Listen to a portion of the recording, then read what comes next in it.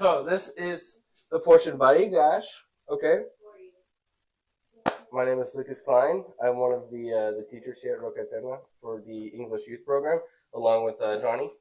And so today we're going to talk about Vaigash. All right. It's Genesis 44:18 through 47:27. Okay. And we also have Ezekiel 37:15 through 28. I really wanted to talk about the Haftarah. I already had PowerPoints or the slides for it, but that's going to be tailored more towards the Messianic connections. And I think next year we should definitely talk about the Messianic connections because there's a lot of context to unpack here. And you can't talk about Joseph without talking about its prophetic nature and the Messianic connections in it, but it's just a lot, right? We're kind of limited on time. So I think next year, that's definitely going to be our focus for this portion. Yes, sir. Okay. So let's go ahead and get started. Let's do a recap. Miketz, all right? This was last week. Okay, we have Joseph is rushed to Pharaoh to interpret his dream. Right? It should be dreams, but Joseph says that the two dreams are one. It's the same thing, right? Same message. Pharaoh is told 7 years of plenty and 7 years of famine. And we have Joseph's enthronement ceremonies. We have Joseph's brothers go to Egypt, but Joseph keeps Simeon. Okay, Joseph reunites with Benjamin, and also we have the cup of divination. I want to talk about that for a second. Also want to apologize in advance. My voice is a little hoarse. That's because I was recovering from a little sore throat. I'm good now. I'm not contagious or anything, don't worry. But I just wanted to let you know, okay? I don't normally talk like this. So the cup of divination. Are we supposed to mix the holy and profane? No. No, we are not. That's a good answer. No. Okay, so whenever Joseph says, Benjamin took my cup of divination, do you think he actually used it for divination? No, right? No. How can, it would be hypocritical for God to use him, right? If he continuously does divination, right? It wouldn't match up. Right? It wouldn't add up.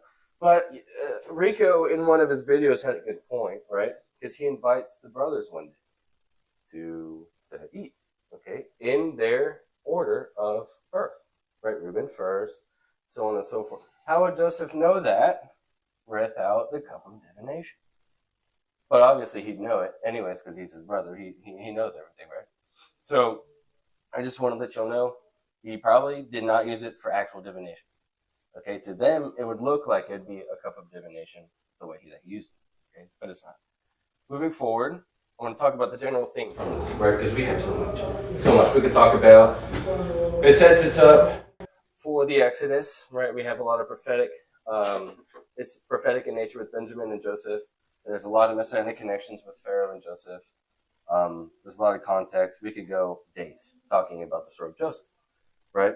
But the main themes I want to talk about today is reconciliation, right? Finally, Joseph starts the reconciliation with his family. It's not finished in this portion, but it's definitely starting.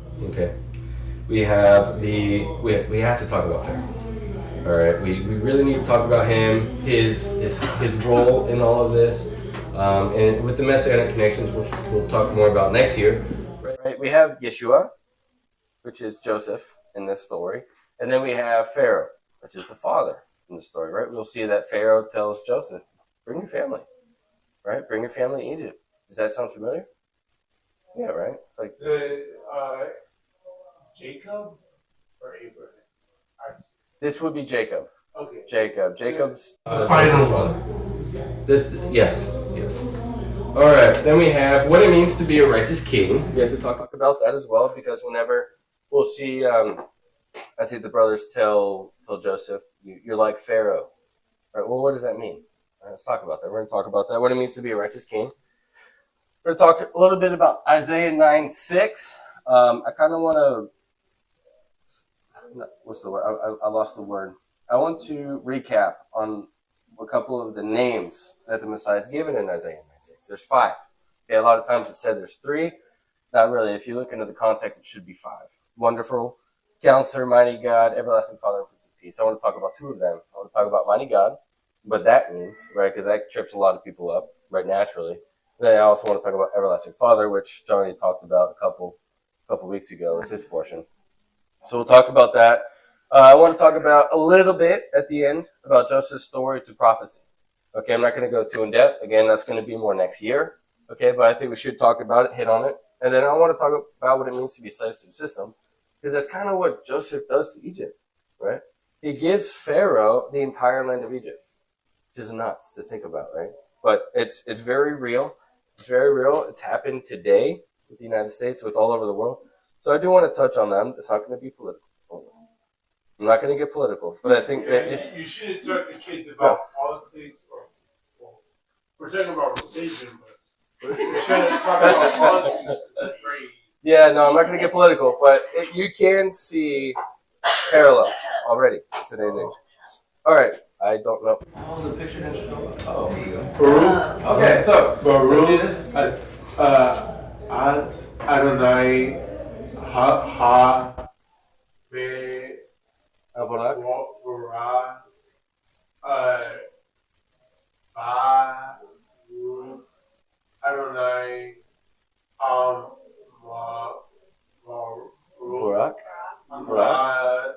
Is that a Leolam. Leolam. Yes. Baruch Baruch Adonai Eloheinu melech haolam asher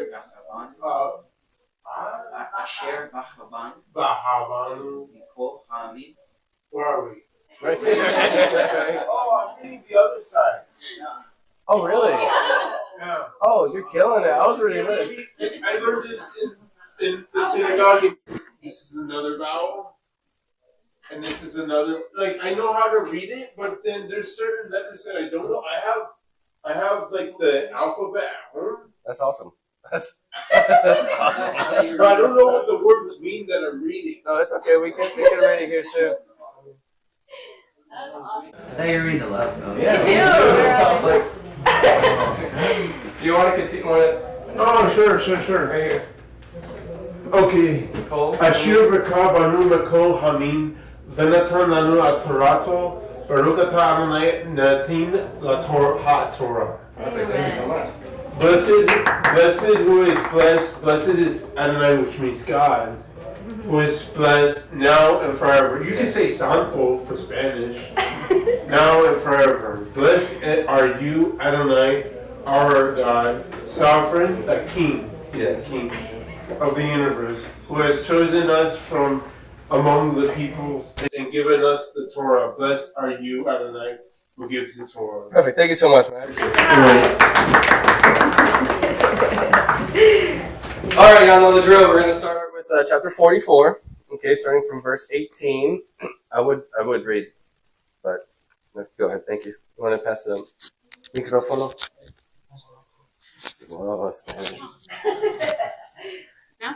Okay. Then Judah went up to him and said, "O my lord, please let your servant speak a word in my lord's ear, and let not your anger burn against your servant, for you are like the Pharaoh himself."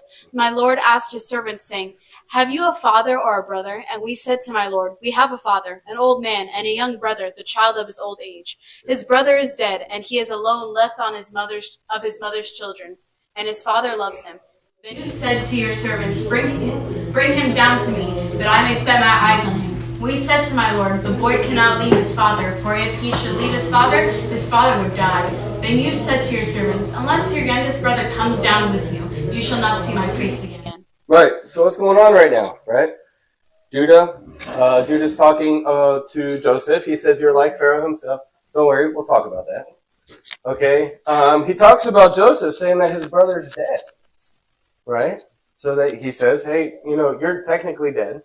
Okay, he's alone with his mother's children, and then Joseph says, "I want to see Benjamin." Okay. So, what happened? No, what's up, buddy? I knew a Benjamin in Georgia that looked like him. Really? It might have been him. And he's an adult now. Oh, it might not be him. And he's an Israeli soldier. Oh, wow. And now he's not, and now he lives in Israel, and That's awesome. Mexican. That's not him. So, let's talk about what it means to be like Pharaoh himself. All right. I don't like this here. All right, let's talk about what it means. All right, Pharaoh. Pharaoh's supposed to be hospitable. Okay, keep in mind, Judah is talking to Joseph as if he's Pharaoh. Okay, what is Pharaoh supposed to do? He's supposed to be hospitable, supposed to be righteous, a seeker of justice, and he's also not technically a mere human, right? Because back in the ancient Near East, pharaohs and kings were supposed to be the physical image of their deity. Okay, they are adopted into the God's family. Okay, so they're not a mere human.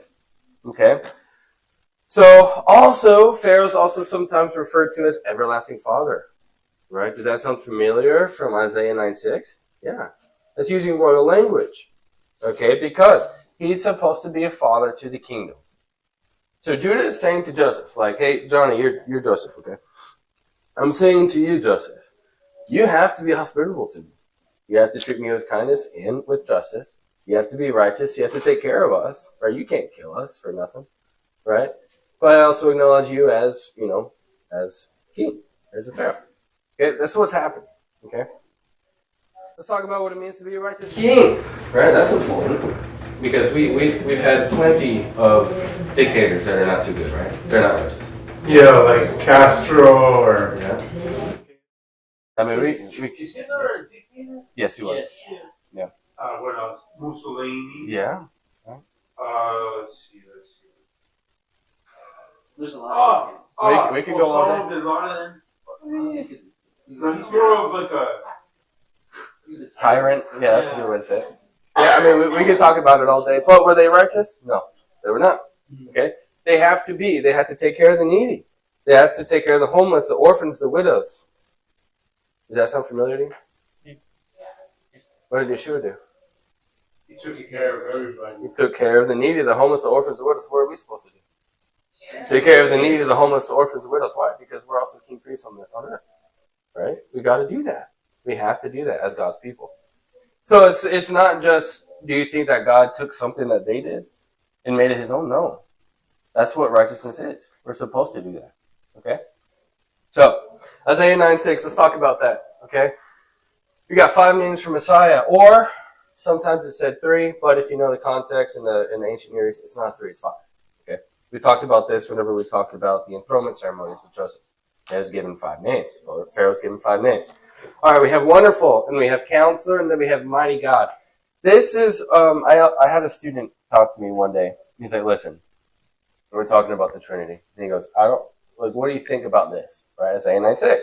This is actually a lot of times quoted in a lot of churches. They'll say, for one of the reasons they believe in the Trinity, the doctrine of the Trinity, is based on Isaiah 9:6 a lot of times. Because of this, these two right here, mighty God and everlasting Father. Okay? Now, I want to talk about that. Because according to Strong's, are y'all familiar with Strong's at all? What is Strong's? It's like it's like a dictionary in a way. It's like a dictionary, but it uses the context that it's supposed to say. And it's because, think about it, God, for the word love, we have one word for love, right? But they have many. In Hebrew and in Greek and all that, in different contexts too. It means different things.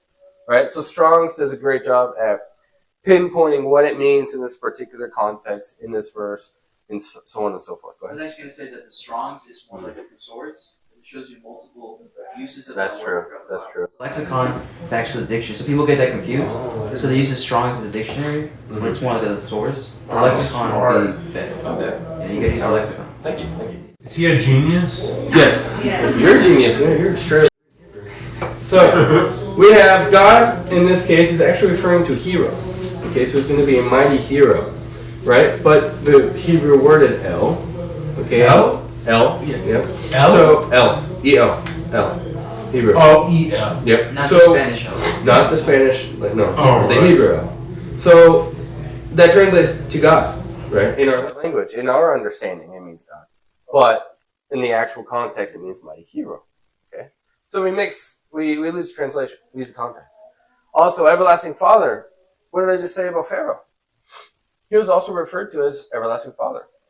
So this is using a royal language. Okay, he's supposed to be father of the kingdom. Yeshua is also going to be our father, not the father. He's also going to be a father-like figure as well, because he's going to be the king of Israel on earth for a little bit, right? You should mention last week, I think I talked about how all the kings speak of father. Yeah, that's Because also they true. have that relationship of father and son between the nation. That's true. So that That's means true. like just like a father takes care of his son. Yeah. Yeah, that's what the king's supposed to do for the nation. Yep. Yeah, the kingdom would be the son. And that's what that's talking about. Yep. There's also the picture with the son of the Pharaoh with all of the enemies under the feet of the son.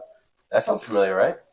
That sounds familiar. We see that in Revelation. So everything's under the feet of Yeshua, right? And then the kingdom's going to be given over to the Father. Okay. So, and we also have Prince of Peace. Yeah, let's continue reading. Oh, Go ahead. Yeah, I wanted to read. Take the microphone. Thank you.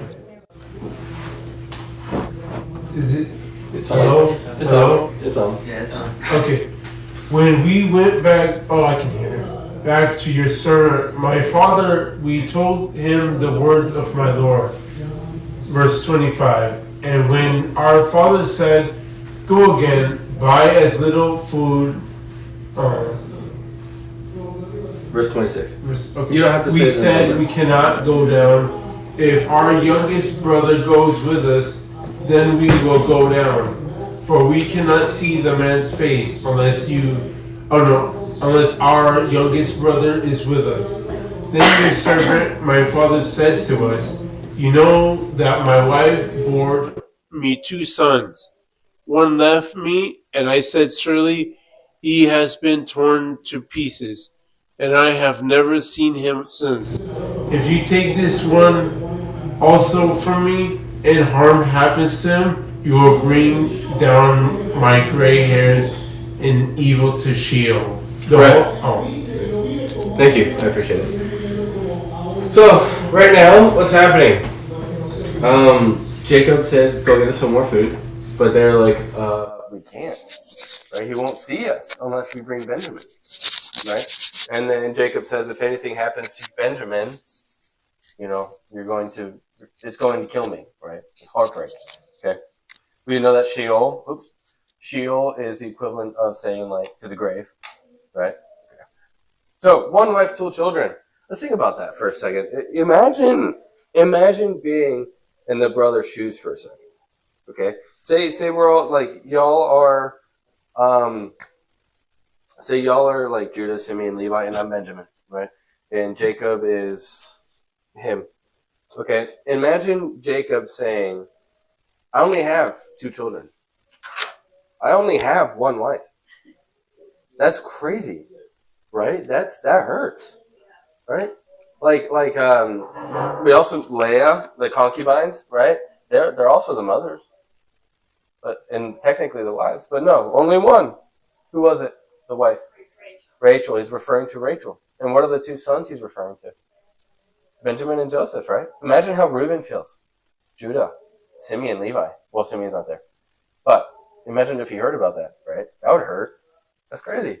So, obviously, Rachel is the preferred wife. We saw that, 2 portions ago, right? Joseph and Benjamin are the preferred children. We talked about Joseph having the long robe, not the robe of many colors. We just saw Joseph today, the movie, and they got that one wrong, right? They got a lot of things wrong. Oh, that animated? Yeah, by DreamWorks. Yeah, I thought it was funny. Yeah. There's a lot wrong with it. Yeah. But, I mean, it was interesting to see it. It gives you a different perspective. But it's still wrong, because it's technically a long robe, not a robe of many colors, right?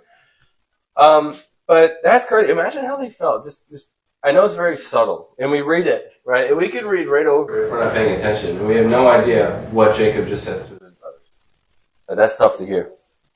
Yeah, he's saying, y'all, 2 sons. Oh, sorry, 2 sons. Well, let's continue. Jonathan. Okay, so Jonathan's gonna read. I got it. Now therefore, as soon as I come to your servant my father, and the boy is not with us, then, as his life is bound up in the boy's life, as soon as he sees that the boy is not with us, he will die, and your servants will bring down the gray hairs of your servant, our father, with swords of Sheol. For your servant became a pledge of safety for the boy to my father, saying, if I do not bring him back to you, then I shall bear the blame before my father all my life. Now therefore, please let your servant remain instead of the boy as a servant to my lord. and let the boy go back with his brothers. For how can I go back to my father if the boy is not with me? I fear to see the evil that will find my father. Perfect, thank you. That's scary. So let me see. I want to see if we could find when it tells us who's talking. All right. So Judah. Yeah, it does say Judah. So Judah is speaking to Joseph. I know it doesn't say it right here. I have to go back to make sure we already covered it. Yeah, Judah's talking to Joseph. Okay, and he's saying, I'm responsible for this kid. Whose idea was it to sell Joseph into slavery? His brother. Which one? His brother, Judah. Judah. Yes, it was Judah. Right? They are under the assumption that Benjamin's going to go into slavery. Right? What does Judah do? Go ahead. He talks to his brothers.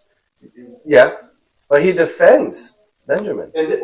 And what else they do is that they push him into the pit. hole. The pit. Yeah. The pit.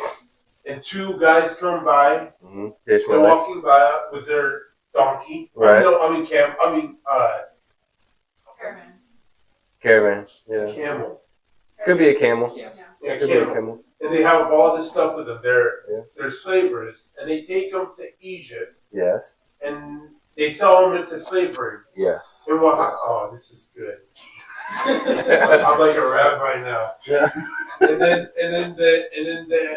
what's his name? Joseph, right? Joseph is in Egypt, and he's tasked with something, and he's tasked.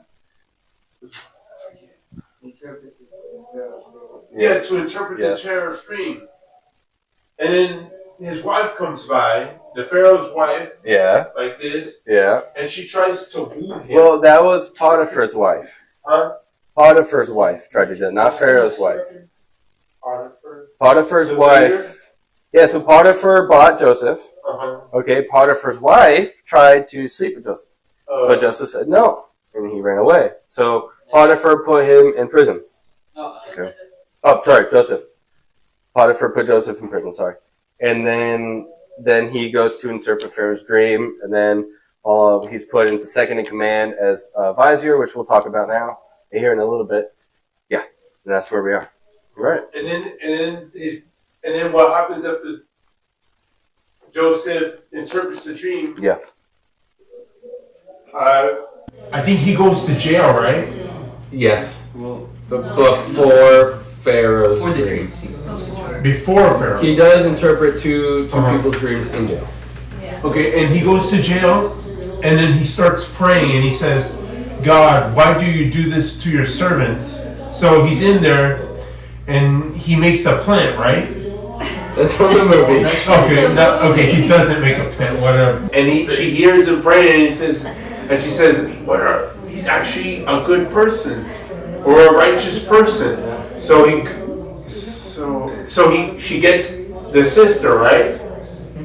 I think. I'm thinking about. It's okay. We can continue. We'll come back. All right, we'll come back. So, let's talk about Judah for a minute, right? What happened to Judah in the past?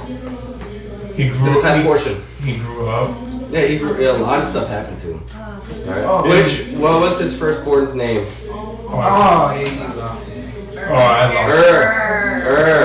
Second? Onan. Third? Shelah. Yes. We have time to learn this every day, right? Every week? Every week, so I will memorize it eventually. You will. Okay. So, we do a recap after every chapter. So, Judah lost two sons, okay? He lost and then he lost Go ahead. Sorry. Married a Canaanite. He also married a Canaanite. I forgot to put that on there. You're right. Yeah, he married a Canaanite woman, which is all sorts of chaos, right? Simeon, we'll read, it's very subtle. Simeon also marries a Canaanite woman, so his life is chaotic. All right, we have, he has children with his daughter-in-law, right? Because she was dressed as a prostitute. Well, a couple things wrong with this. One, why are you sitting with the prostitute? Right. But that's a different conversation in itself. And then he lost his own wife, okay? But this is exactly what Judah needed for this moment, right? He needed that testimony. Right, he needed that in order to mature. And it's kind of poetic that Judah is now defending Benjamin from going into slavery when, how long? 20 years? 20 or so years before that, he sold his own brother into slavery. It's kind of poetic, right? So, this is exactly what he needed. So now he's defending his little brother from going into slavery, not selling him into slavery. Okay? Now, we could get pretty spiritual with that, but I'm not going to. Chapter 44, review questions. All right, list the quality of a righteous king. Anybody? Go ahead. Somebody who makes the right decisions for the country. Sure. That's They're one. countrymen, they're soldiers. That's true. They're the women, the children, the men. Takes care of everybody. Somebody who takes care of the country by giving people rights, giving people health care. Yeah. Okay, yeah, you're right. Okay. Giving people schools for the children. Exactly. And colleges, and having good morals in the country, and having good laws and fair and just laws. Not laws that lead to so much death that people start fighting and having a quarrel. Exactly. A leader needs to be strong, it needs to be passionate, it needs to know God in a way that nobody else does so that people can learn from him. Exactly. Alright. Number 2, who else is also referred to as an everlasting Father? Oh, Jesus. Yeshua, yes. Because, God. King. Pharaoh. Pharaoh. Oh, Pharaoh? Kings, it's actually using a royal language whenever he's called an everlasting Father. Alright? In Isaiah 9:6, what does God mean in mighty God? Yes. Hero. Hero, yes. Which wife is favored by Jacob? Rachel. Rachel. What did Judah need before defending Benjamin? Testing. Yeah, y'all love tests, right? Mistakes. What did you say? His life falling apart. Yeah, his life fell apart. Yeah. Depression. But also think about. Happens to me too. Oh, put it into perspective for a second. Judah was willing to go into slavery to defend Benjamin. And think about that for a minute. That's a different perspective too. That's Well, I nuts. think at that point he knew what it meant to lose a son. Yeah. Yeah. And he saw his dad. Mm-hmm. A whole mess. Mm-hmm. They all freaking want that. Yeah. I think it's so poetic, honestly. All right, let's talk about chapter 45. I read it. Go ahead. Okay, you can read. Yeah, Crystal's turn. Then Joseph could not control himself before all those who stood by him. He cried, "Make everyone go out from me." So no one stayed with him when Joseph made himself known to his brothers. And he wept aloud, so that the Egyptians heard it, and the household of Pharaoh heard it. And Joseph said to his brothers, "I am Joseph. Is my father still alive?" But his brothers could not answer him, for they were dismayed at his presence. You know, like what? How many? 3 verses and so much happened. Yep. Right? Joseph revealed himself to his brothers. Okay, he cried so loud. It's using literary language, right? It probably could have happened, but I doubt it. Pharaoh heard him. The house of Pharaoh heard him crying. And he revealed himself to be Joseph and asked if his father's still alive. That's a huge deal. And they were dismayed. Why do you think they'd be dismayed at this part? Y'all know what dismayed means? Yeah, shocked. Like, what just happened? Right? Yeah, they thought he was dead. More sadness related? Probably. Yeah. I wasn't an English major, so probably.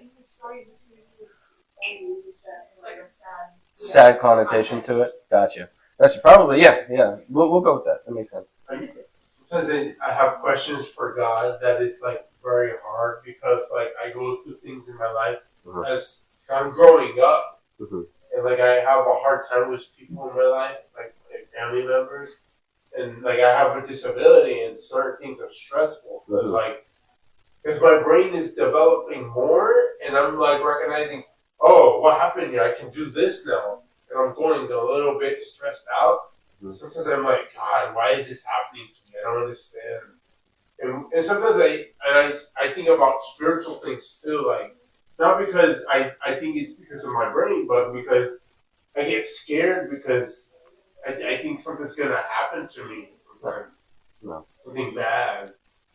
If I don't do certain things in the right way, I try to perfect things. I worry sometimes. Yeah. I mean, that's natural. I'm a perfectionist too. So it's okay. It's okay. All right, so let's talk about what it means to be dismayed at his presence. Okay. So they just found out. Think about it. They just found out that their little brother that they sold into Egypt is second in command. That's wild. It's like me selling my little brother, and he turns out to be the vice president 20 years later. That's insane, right? That's insane. Imagine how that must have felt for them to hear. Imagine they would probably thought Joseph was going to kill them, right? I mean, in the movie it shows that, right? He was pretty upset, But Joseph's really smart. He's a smart fellow, so I'm sure he had a grand plan for them, which didn't involve death or slavery. But imagine what they would have felt. Like, so many emotions. Should I hug him? Do I say hi? Like, he's technically Pharaoh. Yeah.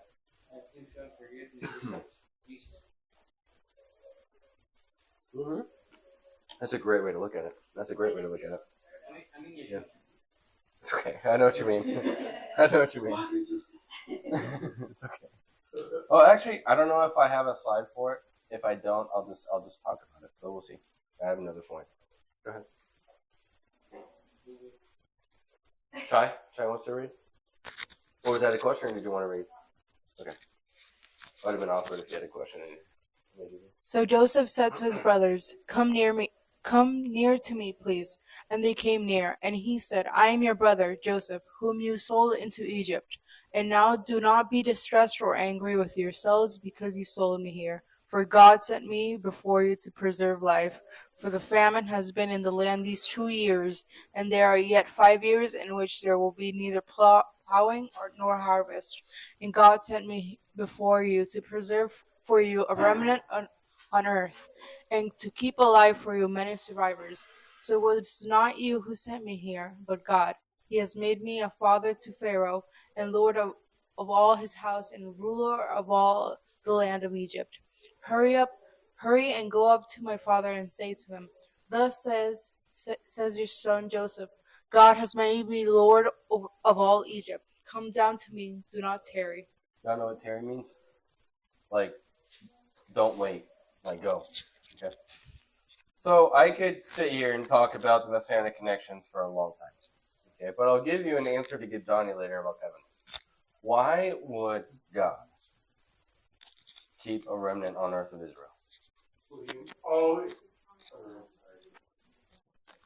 Exactly. It was his covenant. It was his covenant that they would be survivors. So it makes sense now, right? Joseph's like, oh, now I get it. Now it makes sense. This is why I was sent to Egypt, right? This is why I was put in command over all these things. It's so that Israel would survive, because it has to happen, because God made a covenant. Okay, not because we're righteous, not because we deserve it. I can guarantee Judah does not deserve that, right? Reuben does not deserve that. Simeon married a Canaanite woman. He does not deserve that. Okay, but God still does it because he made a covenant. If you think about it, like the way that he went through everything, like nobody could say it was because of Joseph. Mm-hmm. That's true. And he always gave credit to God too, which is awesome, even in front of Pharaoh, which is awesome. Okay, let's talk about father to Pharaoh. I want to kind of highlight it because it's very subtle. Okay, where did he say it? Up here. Above verse 9. Your finger moved them. Oh, sorry. He has made me a father. Yeah, he has made me a father to Pharaoh. That's kind of weird, right? It's kind of weird. You're second in command and you're father to Pharaoh? That doesn't make sense. All right, let's talk about that. Okay, father to Pharaoh. The vizier, I don't know how to pronounce it. Vizier. Oh, yeah, I'm hearing like, it's not, oh yeah, that's true. It's not visor. Okay, vizier. So it's the highest official. It's the highest official in Egypt. Okay, you're supposed to supervise the country, which is exactly what he does. That's his job description. He took care of the country, right? He made sure that there was food for the famine. He made sure that there was water. He created the canal, right? The river of Joseph that we talked about in the previous video. He made food rations. Okay, so he did his job. What job? The vizier, right? I don't know how to say it. That's okay. What's a vizier? It's the highest official. No. It's a title. It's like it's like VP. Where did you get that term from? Where did I get it? A lot of resources actually. Yeah, you can see it in history books. Can you teach me about all this stuff, because I don't. If you keep coming, yeah. Every week we'll do it. In the videos on Wisdom and Torah, You get a lot of Bibles with good commentary, cultural commentary, archaeological study Bible. Those have good information too. So father to Pharaoh refers to a variety of priests and titles. Okay, it's actually connotative of being an advisor. Okay, so it's like we talked about, I think last week, no, 2 weeks ago. I think I said it, so I think it might have been 2 weeks ago or last week when I was finishing up. In Nehemiah, I think 1:11, it talks about being a cupbearer is also being an advisor, close advisor to a king.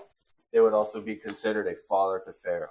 Okay, so let's continue. I could read. You shall dwell in the land of Goshen, and you shall be near me, you and your children and your children's children, and your flocks, your herds, and all that you have. Therefore, I will provide for you, because he's a what? Vizier. He's the vizier. Also, a fun fact about the vizier. There's typically, I think I read that there was two. There's one for upper Egypt and lower Egypt. He did both. That's a big deal. Okay, just saying. Yeah. There I will provide for you, for there are yet 5 years of famine to come. So they came in 2 years into the 7 years of famine. Okay. So that you and your household and all that you have do not come to poverty. And now your eyes see, and the eyes of my brother Benjamin see, that it is my mouth that speaks to you. You must tell my father of all my honor in Egypt and of all that you have seen. Hurry and bring my father down here. Then he fell upon his brother Benjamin's neck and wept, and Benjamin wept upon his neck, and he kissed all his brothers and wept upon them. After that, his brothers talked with him. Okay, that must have been one heck of a talk. Let's talk about Goshen for a minute. Okay, so it's actually east of the Nile. Y'all know east. Never eat soggy worms, right? Or never eat soggy watermelons.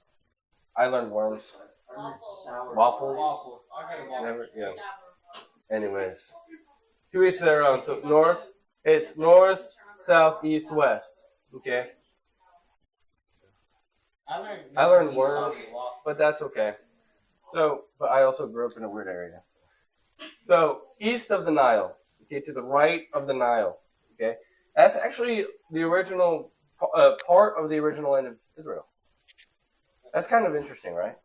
So they come out of Canaan, and they get put in the most prosperous land in Egypt, which is actually just so happens to be the original part of Israel. That's interesting, right? It's pretty cool. Okay. So, can somebody else read? Thank you, Jonathan. Oh, it's okay. And when the report was heard in Pharaoh's house, Joseph's brothers have come. It pleased Pharaoh and his servant, and Pharaoh said to Joseph, say to your brothers, do this, load your beasts and go back to the land of Canaan, and to take your father and your household, and come to me, and I will give you the best of the land of Egypt, and you shall eat the fat of the land. And you, Joseph, are commanded to say, do this, take wagons from the land of Egypt for your little ones and for your wives, and bring your father, and come. Have no concern for your goods, for the best of all the land of Egypt is yours. Yes, which is the land of Goshen, which also happens to be the original part of Israel, right? That's crazy. Because Israel was not supposed to just be this little piece of land where it is now. Okay, it was a lot bigger. Okay, so, I must talk about Canaan after this. I'll read. The sons of Israel did so, and Joseph gave them wagons according to the command of Pharaoh. So, Pharaoh's still in charge of Joseph, right? Right, because who in all of Egypt is still more powerful than Joseph? Pharaoh. Okay. And gave them provisions for the journey. To each, and this is important, to each and all of them he gave a change of clothes, right? Which is giving honor, right? New creation, okay? So you all know, motifs. Okay, but to Benjamin he gave 300 shekels of silver and 5 changes of clothes. That's wild. 5 changes of clothes, right? So obviously he has preference to Benjamin, okay? Which I would love to talk about in the future if I have the time to. To his father he sent as follows: 10 donkeys loaded with the good things of Egypt, and 10 female donkeys loaded with grain, bread, and provision for his father on the journey. Then he sent his brothers away, and as they departed, he said to them, do not quarrel on the way. Why would you think that they would quarrel? Okay, knowing them, that might happen, right? But they just found out the brother they sent to slavery is ruler of Egypt, right? They just found out he's alive. I'd be upset with myself too. right? And I'm sure there's fighting among the brothers too. And think about it. They just went through so many years of heartache. Why? Whose idea was it to sell the brother into slavery? Judah. All because of his idea. Actually, all of their idea to kill him originally. Right, go ahead. Reuben. Well, yeah, Reuben didn't want to. He wanted to try to use Joseph into buying Jacob's favor, right, his father's favor. Right, don't kill him because he wanted to bring him back. And then whenever Joseph was sold into slavery, Reuben's like, "What the heck? What am I going to do now?" Because he wanted to use Joseph as not collateral, but kind of a way to win his father's favor back. So obviously, there's a couple of people who did not want Joseph to be sold into slavery. So yeah, I'd be upset too, right? Which I have a slide for it, which I don't know why I just talked about it because I'm going to talk about it anyways. So they went up out of Egypt and came to the land of Canaan to their father Jacob. And they told him, Joseph is still alive, and he is ruler over all the land of Egypt. His heart became numb, for he did not believe them. But when they told him all the words of Joseph, which he had said to them, and when he saw the wagons that Joseph had sent to carry him, the spirit of their father Jacob revived. And Israel said, "It is enough. Joseph, my son, is still alive. I can go see him before I die." Because he's an old fellow. I think he's 130 right now. Right? So don't crawl on the way. Okay? Yeah, it'd be natural to fight after something like this. Right? Like we just talked about. Some of the brothers didn't want to kill him or sell him. Right? But they still did. And they're starting to think, wow, all this heartache is because we sinned against God, against our brother. So they found out Joseph's alive. They imagine how awkward it would be. Like they brought a bloody robe to their dad. And they said, "Can you identify this?" Right? A long robe, not a robe of many colors. Okay. And imagine trying to explain, "Oh yeah, by the way, we sold him into slavery actually for a couple of shekels of silver." And that'd be awkward. Right? I don't think they actually tell him, do they? Well, I don't, because later on, when he blesses them, they talk about Oh, that's right. That's right. Yeah, just imagine how awkward that would be. Right? Like, "Oh, by the way, BT Dubs. Yeah, he's alive." Right? So also they're probably going to talk about whose fault it is. Right? Probably the older brothers. Right? Because they're probably jealous of the status that Joseph had in the house. So let's review. What thoughts would cause them to be dismayed at his presence? What do you think was going through their head? How did he become where he is now? How did he That's a good one. That's a good How one. did that come about? Yeah, right? What else? There's one word I'm looking for. Word? One word? One word I'm looking for. Regret's a good one. Regret's a very good one, but there's still one more.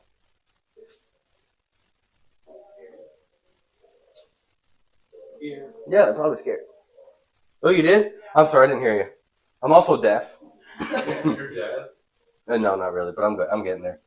So yeah, they're probably scared for their lives, right? All right. What position did Joseph most likely have?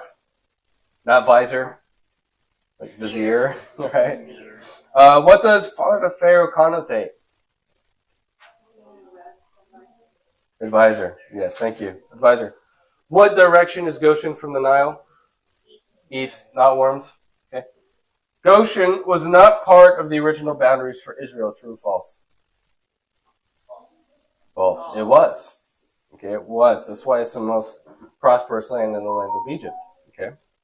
All right, let's start with chapter 46. Thank you. So Israel, I'm sorry. What's your point? She's going to read. Oh, yeah, I thought you were making a point. Go ahead. Oh, okay.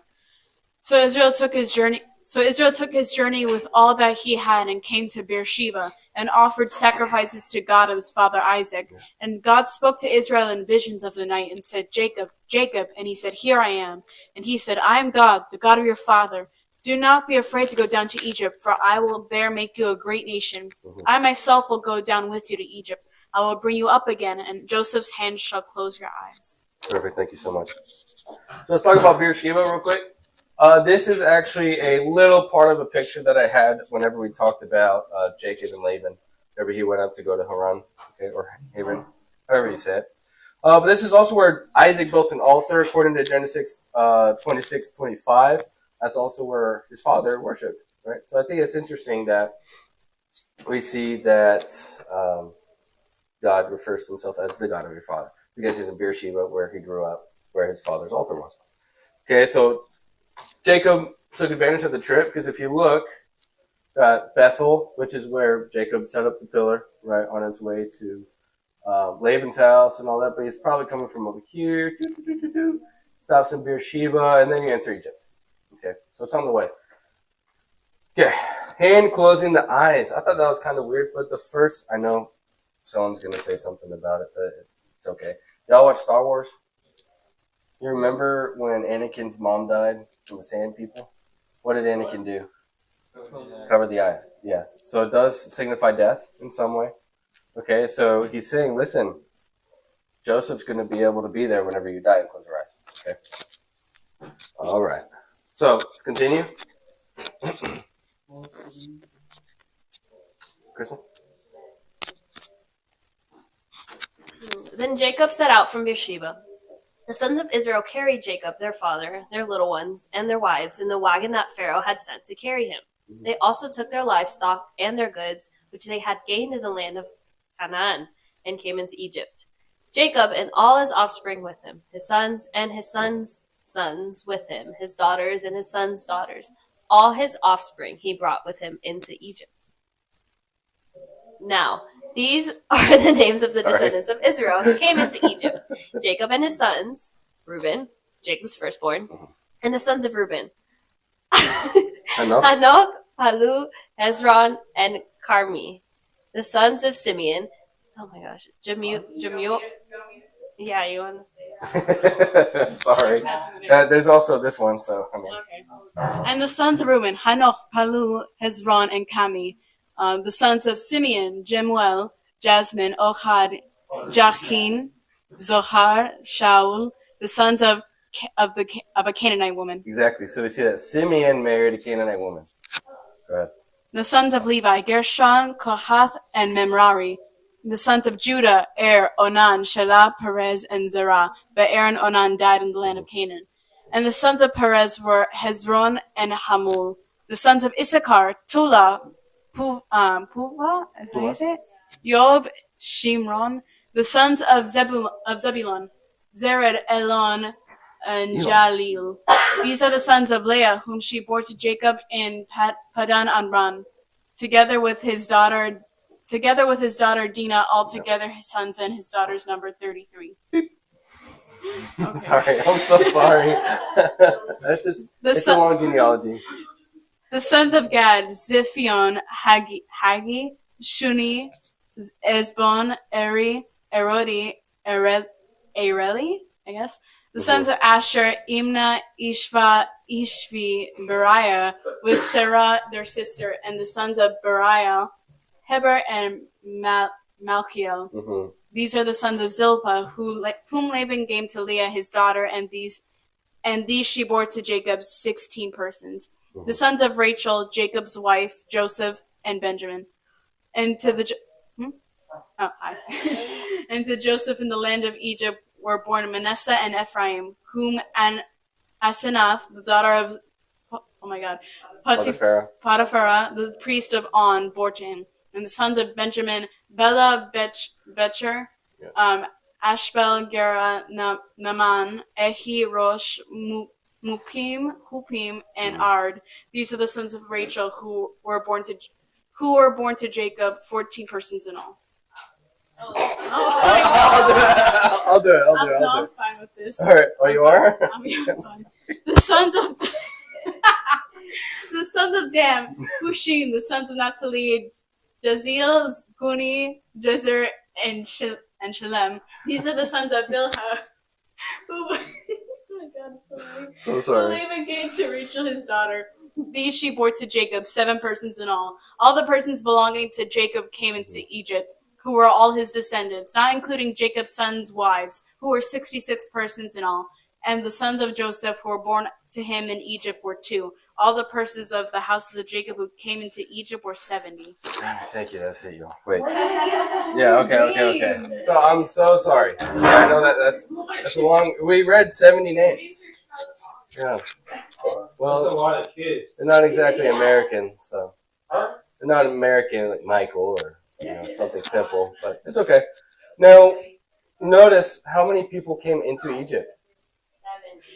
We're going to see how many leave Egypt, right? So God is faithful in his promises, right?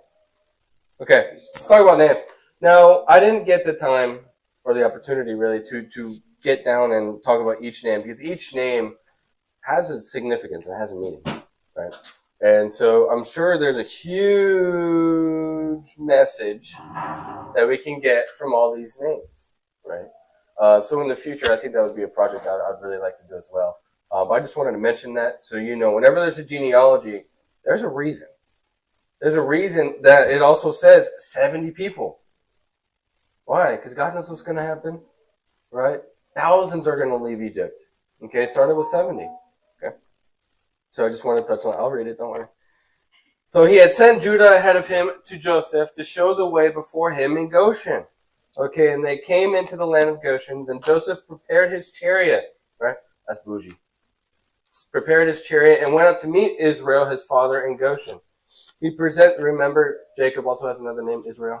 Okay, just so I know. He presented himself to him and fell on his neck and wept on his neck a good while. Israel said to Joseph, "Now let me die, since I have seen your face and know that you are still alive." Joseph said to his brothers and to his father's household, "I will go up and tell Pharaoh, and will say to him, my brothers and my father's household, who are in the land of Canaan, have come to me. And the men are shepherds, for they have been keepers of livestock, and they have brought their flocks and herds and all that they have. When Pharaoh calls you," this is important, "when Pharaoh calls you and says, 'What is your occupation?' This is going to be important. You shall say, 'Your servants have been keepers of livestock from your youth.'" Is that a lie? Borderline. What were they? Shepherds, right? Okay, but he specifically says don't say shepherds. Okay, what is your occupation? Say keepers of livestock. Okay, so it's a little white lie. Both us and our fathers, in order that you may dwell in the land of Goshen, for every shepherd is an abomination to the Egyptians. Okay, occupations. Notice Joseph tells them to say that they're cattlemen, not shepherds. Okay. There's not too much information about why shepherds are an abomination. From at least the sources that I use, I could have done a little bit more research in that beforehand. Go ahead. That's also true. There's a lot. Wasn't on the 14th of Nisan they would also sacrifice a lamb in ancient Egypt, right? Something like that. Okay. Yeah, I needed to do more research on that. That's my fault, 100%. But it could be association with foreigners, low status in society, or inferior. Okay. Continue. Let's review. Where did Isaac build an altar? Beersheba. What would the hand closing the eyes signify? Death, right? Or revelation in a way. Okay. Why are names and genealogies important? Because to know, I don't know. They have significant meanings. Oh, yes. okay. What occupation did Joseph instruct them to say? Cattleman, yes. We can actually talk a little bit about the hand closing the eyes, or the hand over the eyes, right? What did Yeshua do to the blind man? Cover the eyes with clay, right? So we could talk about that, because now the guy's able to see. Right, we could talk about that, in this, but it's okay. That's next year. Next year we'll talk more about that. Next year's all about Yeshua in this. The story of Jesus. So, anybody want to... Really? Oh, wow. I mean, you're already warmed up, so... Yeah.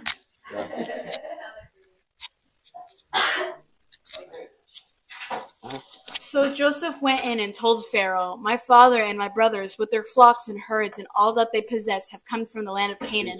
They now in the land of Goshen, and from among his brothers he took 5 men and presented them to Pharaoh. And Pharaoh said to his brothers, 'What is your occupation?' And they said to Pharaoh, 'Your servants are shepherds, as our fathers were.' And oh my God. They said to Pharaoh, 'We have come to show their Sojourn. sojourn.'" I can't say sojourn. Right there. We have come to sojourn in the land, for there are no pastures. For there is no pasture for your servants' flocks, for the famine is severe in the land of Canaan. And now, please let your servants dwell in the land of Goshen. Then Pharaoh said to Joseph, your father and your brothers have come to you, and the land of Egypt is before you. Settle your father and your brothers in the best of the land. Let them settle in the land of Goshen. If you know any able man among them, put them in charge of my livestock. That's huge. Imagine Joseph sitting there just like, wow, these guys. Like, dang it, I just told you not to say this. Right? But it's huge because Pharaoh gives him a status, honor right away. Right? Take care of my livestock. Yeah, that's crazy. That's huge. Identity. Let's talk about that. Don't be ashamed of your identity. They weren't. Joseph instructed them to hide it. Hide who you are. Hide your identity as shepherds. Go ahead.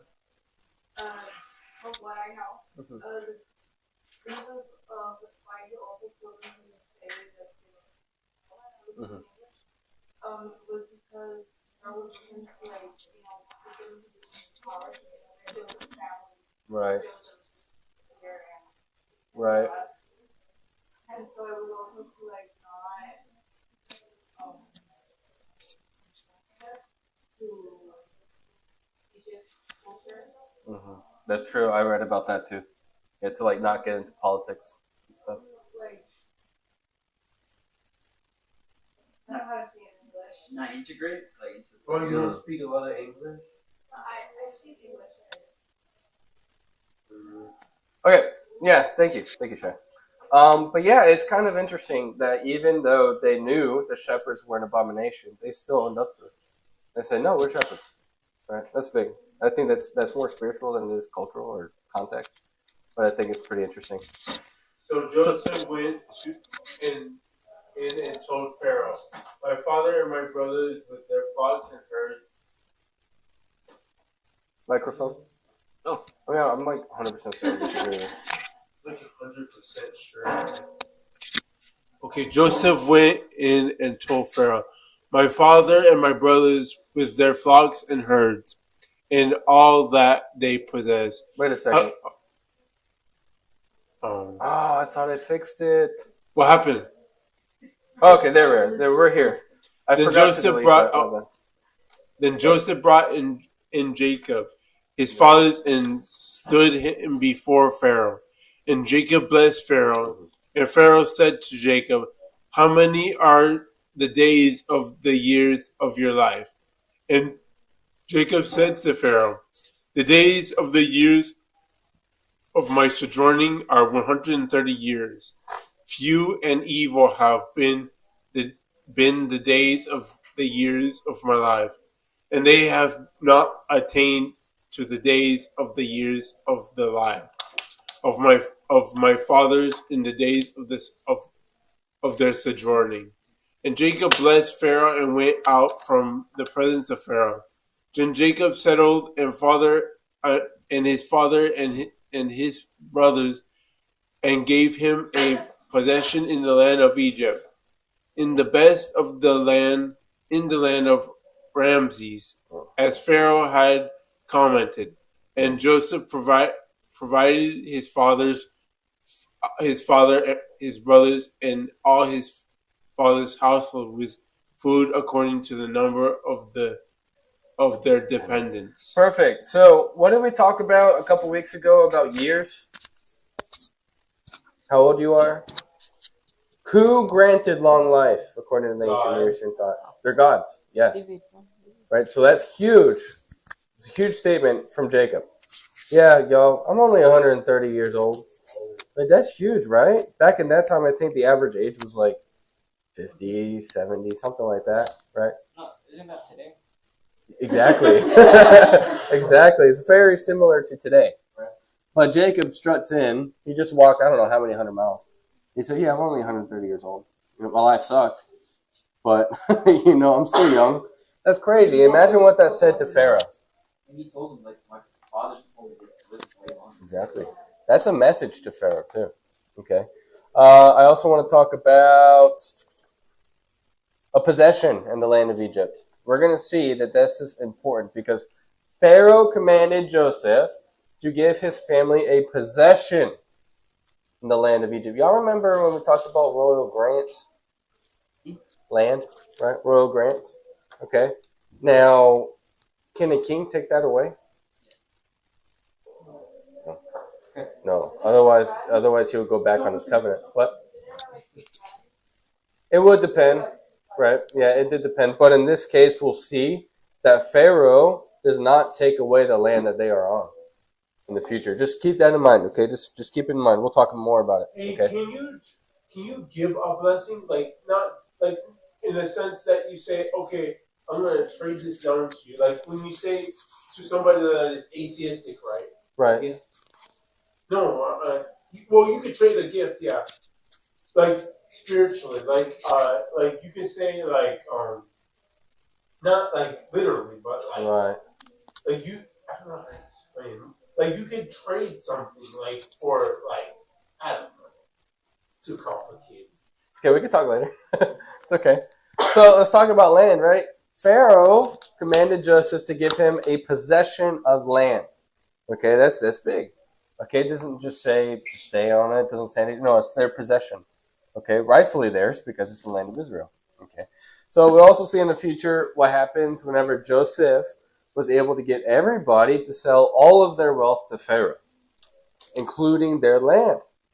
But Pharaoh did not touch the land of priests. That implies that Pharaoh thought that Joseph was a priest because he was able to interpret the dreams. We talked a little bit about that last week too. Oh, I also have it on the slide, which I completely forgot about. So Pharaoh most likely considered Joseph to be a priest with that perspective. Okay, why? That explains why he could interpret dreams. Why he also gave Joseph a daughter of a priest. Okay, and that also explains that Pharaoh cannot take away the land from a priest. Right? He can't. So also refer to, think royal grant. Okay, royal grant land. Okay. So Ramses, I was always told it's referring to the Pharaoh, right? That's not true, actually. Actually, if you read it, it says in the land of Ramses. Okay, I think it's not for a while longer where we actually have pharaohs with the name Ramses. Okay, so it's actually referring to a region, not a pharaoh. Okay, keep that in mind when we read Exodus. Okay, it's going to be important in there. Okay, I'll read this one because it's kind of long. Now there was no food in all the land, for the famine was very severe, so that the land of Egypt and the land of Canaan languished by reason of the famine. I think this is where I talk about Canaan. I've been itching to talk about Canaan for so long.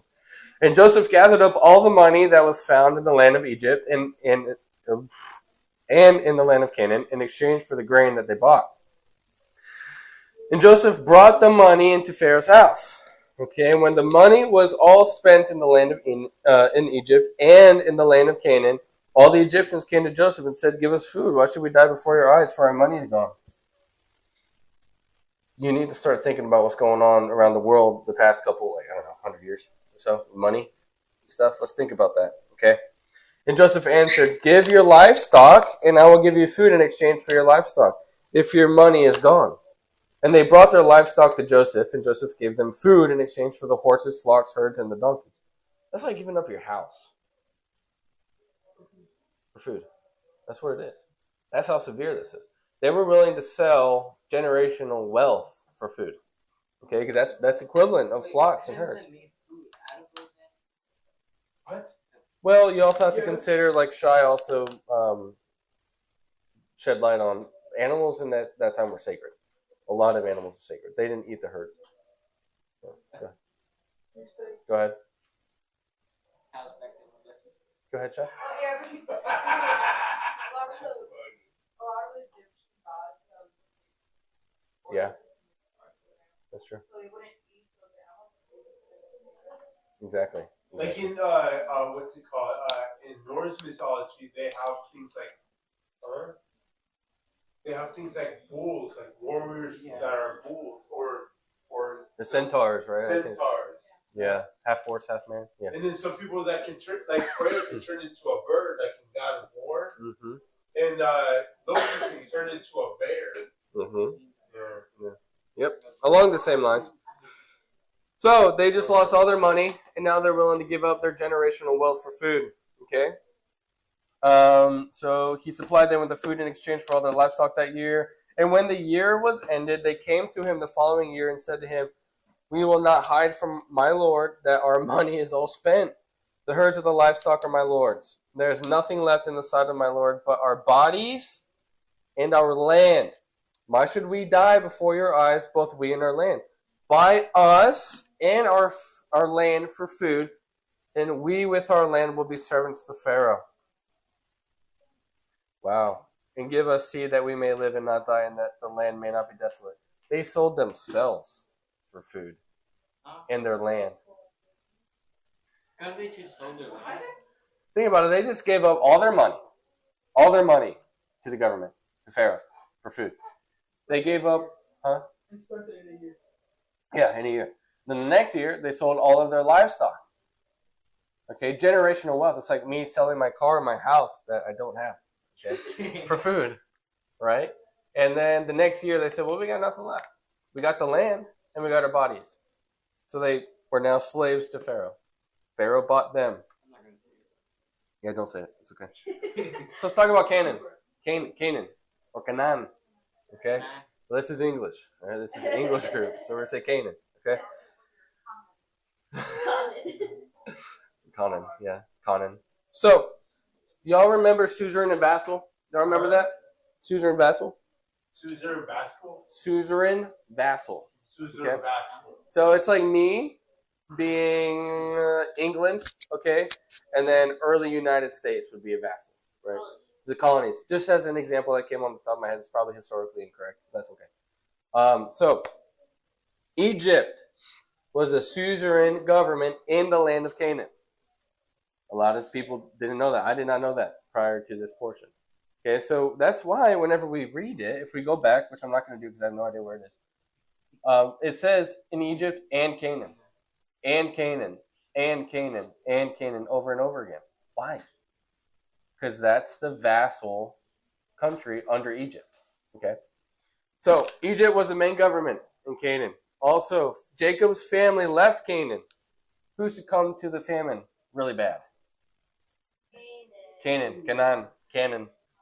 All right, this place that Israel was established in is now succumbed to the famine really bad, right? And now they're fine in Egypt. Egypt's doing fine. That's an interesting. So coincidence? I think not. I actually wanted to delete this because I thought that was really tacky, but I forgot. But that's okay. What? A meme? Oh, you're right. I should have done that. I forgot it's a meme. So Joseph bought all the land of Egypt for Pharaoh. All the Egyptians sold their fields because the famine was so severe for them. The land became Pharaoh's. As for the people, he made servants of them from one end of Egypt to the other. Only the land of the priests he did not buy. Only the land of what? The priests he did not buy. Okay? For the priests had a fixed allowance from Pharaoh and lived on the allowance that Pharaoh gave them. Therefore, they did not sell their land. Didn't have to. Okay? And Joseph said to the people, what time are we at? I got 20 minutes. Cool. And Joseph said to the people, behold, I have this day bought you and your land for Pharaoh. Now here is seed for you, and you shall sow the land. At the harvest you shall give a fifth to Pharaoh, that's taxes, and 4/5 shall be your own. As seed for the field, and as food for yourselves and your household, and as food for your little ones. And they said, you have saved our lives. May it please my Lord, we will be servants to Pharaoh. Like, come on, y'all. So Joseph made it a statute concerning the land of Egypt, and it stands to this day that Pharaoh should have a fifth. The land of priests alone did not become Pharaoh's. Thus Israel settled in the land of Egypt and the land of Goshen, and they gained possessions in it. They were fruitful and multiplied greatly. I think this is funny. This is actually really funny. They just came, Israel, the people, came into Egypt in the land of Goshen. They took possessions. They were able to acquire property. How can you acquire property if you don't own it? Well, they owned the land, right?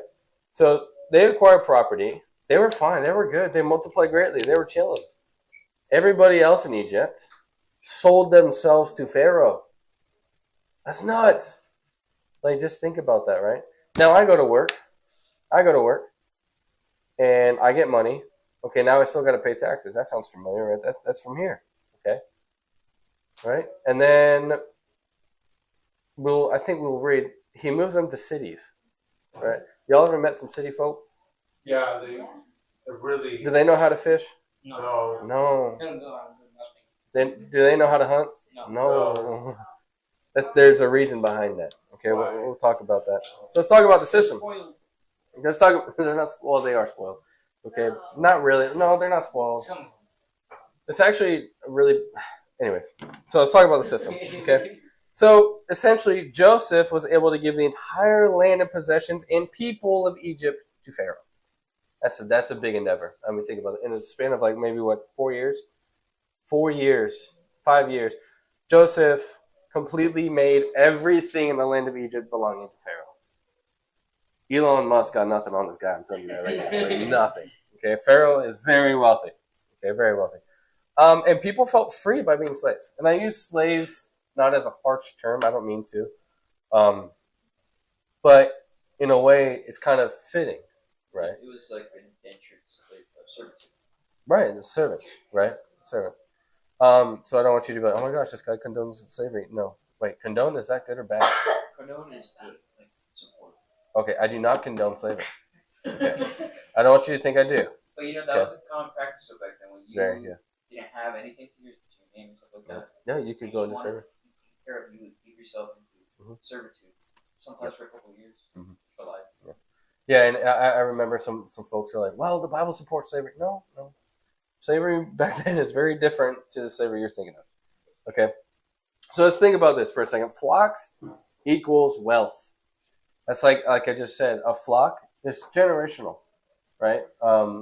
Like Jacob could start a flock and give it to the sons as inheritance. It can continue in the family, okay? That's like my dad passing away and I inherit this house, okay? And I give up that house and the land and myself and my money for food.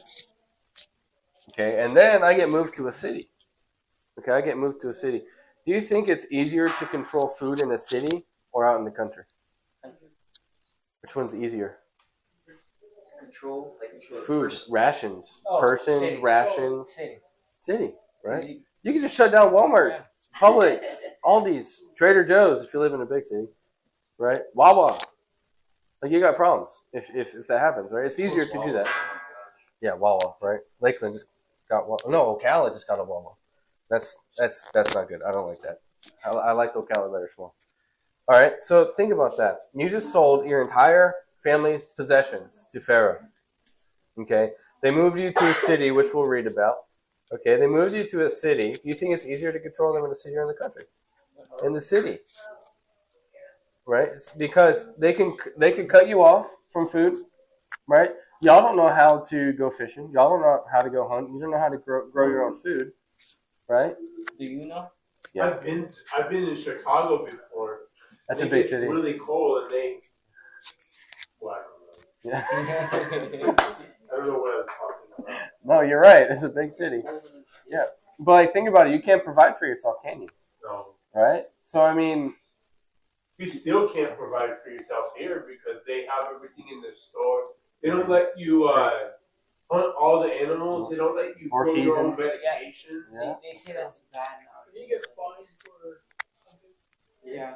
That's true. Outside of the season, for sure. Yeah, and there's amounts, right? You can only get a certain amount of. I think there's like certain parts in the world that hunting is My professor. Well, go ahead. My professor hunted a 450-pound boar. Wow. Yeah. Imagine having. He said he gives food to his neighbors, so like everyone on the street, and he still had leftovers. Yeah, I mean, my older brother goes hunting for deer a lot, and he'll come back with just a ton of meat from one buck, right? Yeah. Oh yeah, I love venison. I love it. Super good. Yeah, deer. Yeah. Has the cloven foot in it? Tastes like choose the cut. It depends how you make it. It's really tough. It can. No. It's like lamb. Yeah, closer to lamb. But if you use certain, like, you could turn it into like a venison sausage. It's so good, man. It's so good. Anyways, so my point is, we see that kind of today, right? Imagine living in Manhattan. If they shut down Walmart or the government shuts down everything, what are you gonna do? Nothing. You're dependent. You're codependent on the government, right? Or sometimes. That's also Or black market. black market. Yeah, that's. Anyways, let's do chapter 7 review questions. All right. Were the brothers ashamed of being shepherds? No. No, they were not. Why could Pharaoh not take Joseph and his family's land? Because he thought he was a priest. That, but they also owned it. It's a royal grant. It was given to them by Pharaoh. Okay. What is Ramses referring to? Land. A region. Okay. Not a pharaoh. Not in this context. You're probably like 16. What happened to Canaan or Canaan or Canaan after Joseph's family left it? Yeah, it got really bad. Right. And then look at what happened with Egypt. It's crazy. It sounds like you're trying to say it sounds like it means Conan, like the video game. Because they have a video game named Conan, and it's about like cave people and like people that fight. I mean, you're not too far off. Okay, who was the main government in Canaan? Egypt. Yes. Oh, fun fact, I learned about this a while ago. Or not actually, a while ago, like, I don't know, 24 hours ago. With, there were 10 gates in Egypt to get into Egypt, right? How many brothers were there? 10. There were 10, right? Why do you think Joseph called them spies? They each entered from one gate. So what does that look like? They're spies. Looks like they don't want to be seen, right? It's easy to do that. So that's just fun fact, yeah. All right, concluding thoughts. Okay, next year I really want to talk more about the Messianic connections because we could talk hours and hours and hours. In fact, we can because Rico does. Okay, we could talk for hours about the Messianic connections. However, there's too many to cover today. Actually, we just, in the nick of time, finished today. Okay, we still got a couple minutes. I want to talk a little bit more about moving forward, our plans and stuff. So yes, it's too much to cover today. But prophetically, I want to talk about this. We are Benjamin in this case. Hi. Okay. What's up, buddy? Yeah, so prophetic, we are Benjamin. Let me explain. Okay, remember, Joseph gave him seed. Okay, what does seed mean in the Bible? The word. Okay, it means the word. Okay, scriptures. The cup, what does that mean? Redemption. Okay, so we follow the commandments of God, the seed, and have the testimony of Yeshua, which is redemption.